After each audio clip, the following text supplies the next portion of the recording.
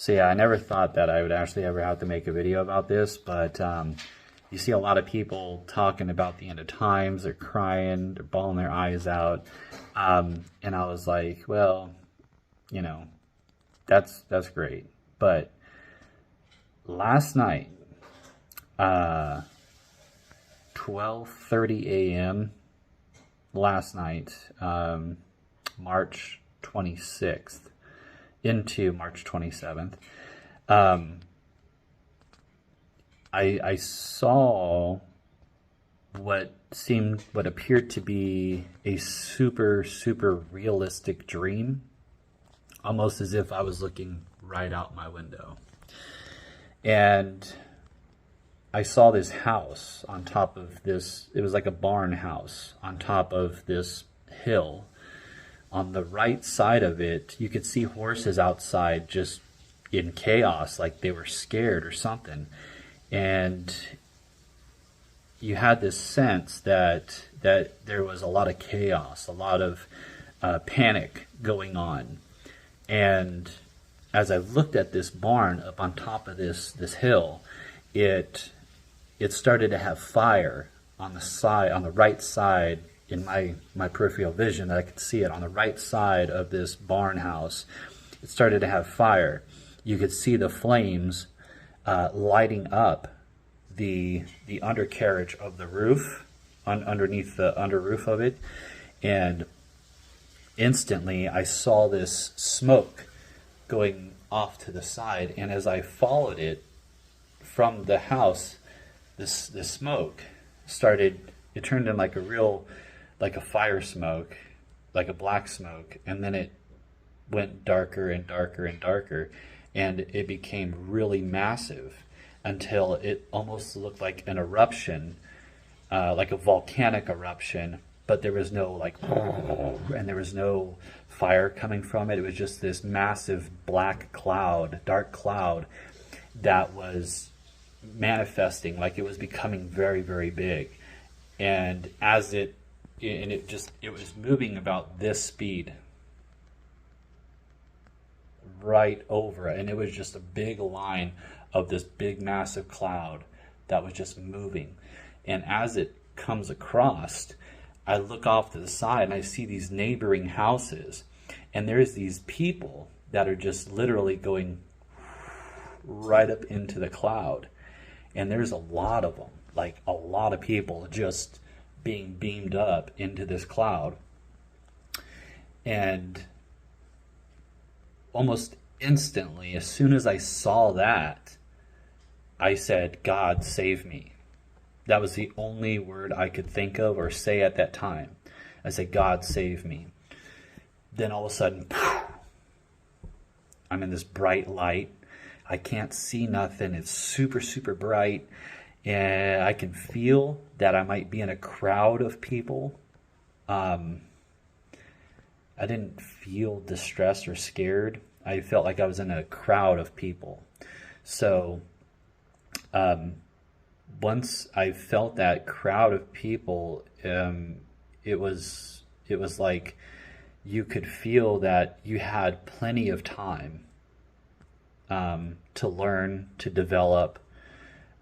You had a sense of being new, like your first day on a job. The distress that I felt from going from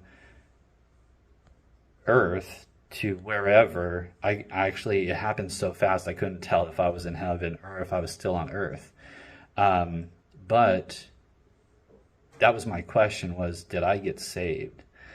But I thought that with the bright light, with me surrounded by a bunch of light, and around a bunch of people I can't really see, and I'm in the light, I must be saved. So that was the only thing that was running through my mind.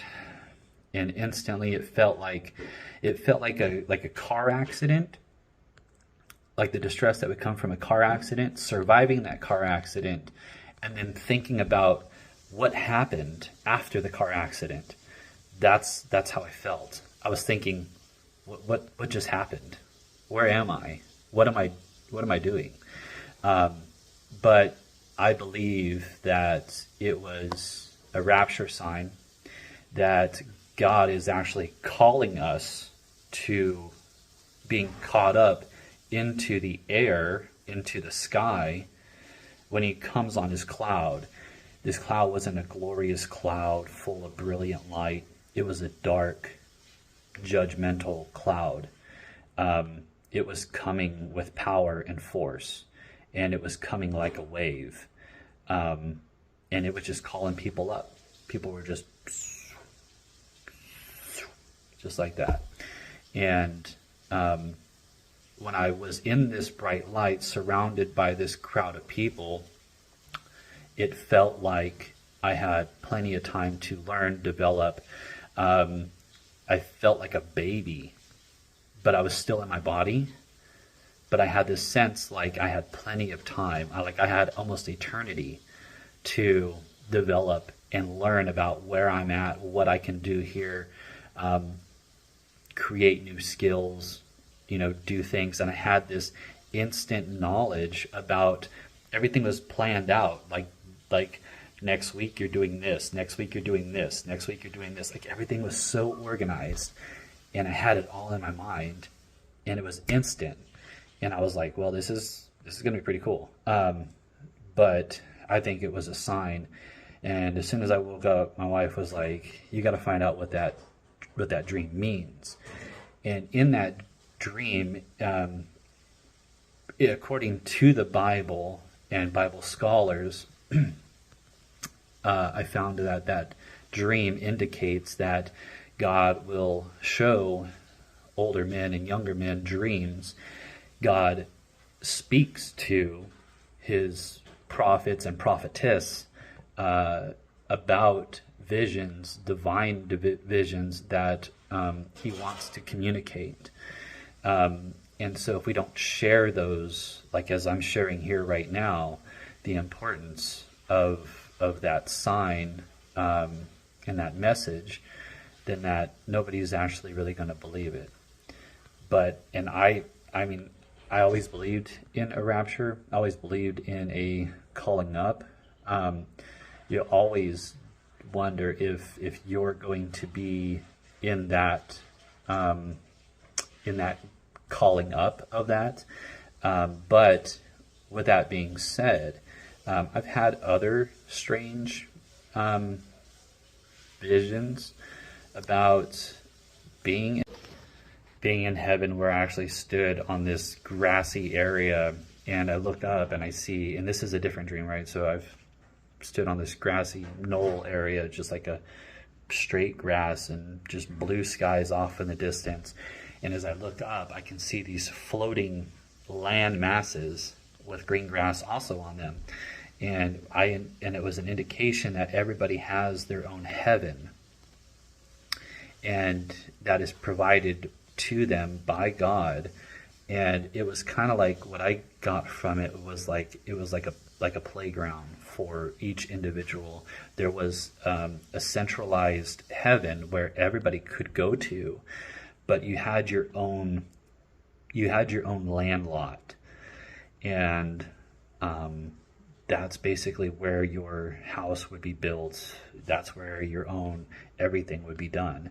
And as soon as I look off to my left, I see this bright light again, and I see these wings, and it's a white horse with wings like a Pegasus, and it's super, super white. It's got blue eyes, and it basically puts its nose right on my head, and I can feel its breath, and its breath matches my breath.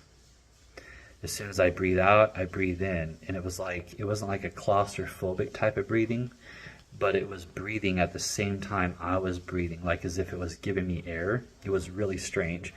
Then we look to our left, and we start running across what appears to be my land in heaven, floating, and we're just running through the grass. And I'm running with a horse that has wings in the grass, which was the craziest thing. And then I woke up. Other time was I had passed away, and in the dream, when I passed away, I had saw my wife and I told her, I said, hey, am I gone? Am I past, am I done? And she says, no, because if you were passed away, I couldn't see you. And I said, well, there's like two or three voices behind me that's telling me that I'm passed away. And so I don't really know what to do. And she says, well, go see your father. And if he sees you, then you know you're not passed away. So I go and instantly I just pop up right where my father is. And he's got his foot up on the table watching like Western movies, which usually typically does. And I'm waving at him. I'm like, hey, can you see me? And he just completely ignores me and keeps watching. So then I pop back to my wife and I'm like, hey, I went to my dad and he couldn't see me. And she says, well, he probably just was ignoring you or something. And so she's kind of like okay with the fact. She's not really like panicking that I'm telling her that I'm dying, but she's kind of okay with it. And so as soon as I go back to her, I look over to my left and there's this brick doorway, like an arch, brick door that just pops out of nowhere. And there's these white linens that are just flowing out of it. And there's like this. And so when I look at that door, I go over, I said, do you see that door over there? She's like, no, I don't see that door. I was like, well, they're calling me to go, and that they're calling me through that door and they're saying that I should go through that door. So when I go through that door, she says, okay, I'll be waiting here for you when you come back. And I was like, okay. So then I go through the door, and as soon as I go through the door, this bright light hits me again, and it says, I'm sending you back. The boy needs you. Never really knew what the boy was or who the boy is, even up until this time in my life. I still don't know. The fourth, fifth time that I've ever had a vision was I was actually in a motorcycle accident in real life. I was coming off of the top of a hill in front of a hospital, and I was on a Harley Sportster 1200 by myself. I was wearing shorts, flip-flops, and a tank top and a full-face helmet. I had slid out of control. I saw a bunch of nurses and doctors on the side of the road, and they were all standing there. I thought, well, this is kind of weird. Distracted me. And so as soon as I come around the corner, going about 20, 25 miles an hour, I'm at the top of this hill and I'm coming down around the corner. And as I veer around the side, I see about 20, 25 cop cars coming up the hill towards me. And of course, I startled. It scared me. I slammed on my brakes. I fishtailed to the side. My bike just went over. I went over the handlebars, and instantly, like this orb, like just kind of like right here, right in my visual, just shined, and it's just glistening. And it says, listen to what I say. Put your hand here. Put your foot here. Put your other hand here. Put your other hand here. And as soon as I did that, only my hands, only my elbows, and only my knees were scraped up with road rash. I had no broken bones. I survived. I didn't hit anybody in a car or anything like that. It was just me, myself, and I, and the pavement. They scraped the rocks out, and I told the police report that there was a bright orb that was telling me where to place my hands, where to place my feet. As I was sliding on the concrete, I slid over 100 feet from the initial accident area downhill on my own skin. And God has always been there. So all I ask is that you take this video, you learn from it, you theorize in your own opinion what this all means to you, and that you turn to God. If you haven't, and you ask for forgiveness, and you repent of your sins, the sins that you know you've done, the sins that you do not know that you've done, because there will be a day where you'll have to answer for the things that you did not know. Do you remember doing this? No, I don't remember doing that. Well, you did. It was all caught on tape, and God's got the tape.